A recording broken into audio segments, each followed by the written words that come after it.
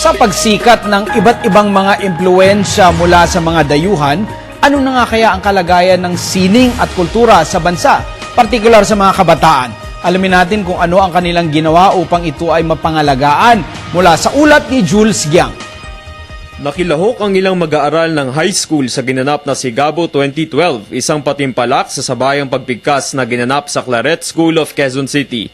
Ito ay inorganisa ng Children's Museum and Library Incorporated o CMLI sa pamumuno ng Regional Executive Board ng National Capital Region. Sigabo talaga is proyekto siya ng Junior Council, Regional Executive Board, National Capital Region, aiming to promote and develop the talents of the youth in the literary and performing arts. No? And ginagawa na to for 4 years and naniniwala kami na over the years is nagiging successful in development ng talents ng youth in the literary arts. Para sa taong ito ay binandera ang tema at tulang sining, isang tulay patungo sa pag-unlad ng kinagisnang kultura na likha ni Binibining Winaflor Gaspar. Ano ba ang talagang mahalaga?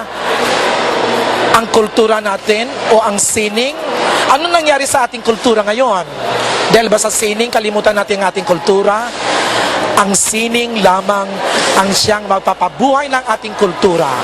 At ang simil ay isang instrumento para buhayin ang kultura nating dahan-dahang medyo nakakalimutan ng mga kabataan. Ang tema ng Sigabo ngayon ay nagbibigay diin sa kahalagahan ng sining sa buhay nating mga Pilipino, no? Yung pagpapahalaga natin sa kultura. At relevant na relevant o makabuluhang-makabuluhan yung tema dahil kung papansinin natin na mga kabataan ngayon ay hirati sa modernong teknolohiya, kagaya rin ang sinabi doon sa tula na ginamit sa sabayang pagbigkas, at nakakalimutan na natin yung tradisyonal nating kultura, yung sarili nating panitikan, sarili nating mga awitin, sarili nating mga sayaw. Tiniyak naman ni Profesor Devidina na maraming matututunan ng mga kabataan sa paglahok sa Sigabo. Isang bagay na ituro ng Sigabo, the value of teamwork, cooperation, unity, creativity, at makita mo talaga na ang kabataan talaga ay punong-puno ng sigla at punong-puno ng talento.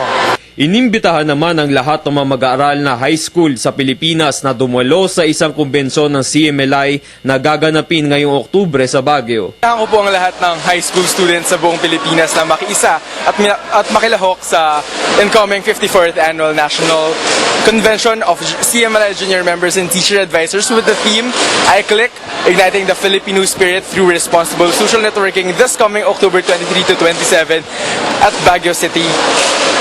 Ang rurok ng pagunlad ngayon ay maaring mitsa rin na malimutan ng kinagisnang kultura. Bagamat walang problema sa pagtanggap ng kaunlaran, nararapat lamang na huwag nating hayaang matabunan ng kulturang ibinigay sa atin ng ating mga ninuno. Ating gamitin ang kaunlaran sa ating henerasyon upang lalong mapagpayaman ang ating sining at kultura. Para sa Telebisyon ng Bayan, Jules Giang.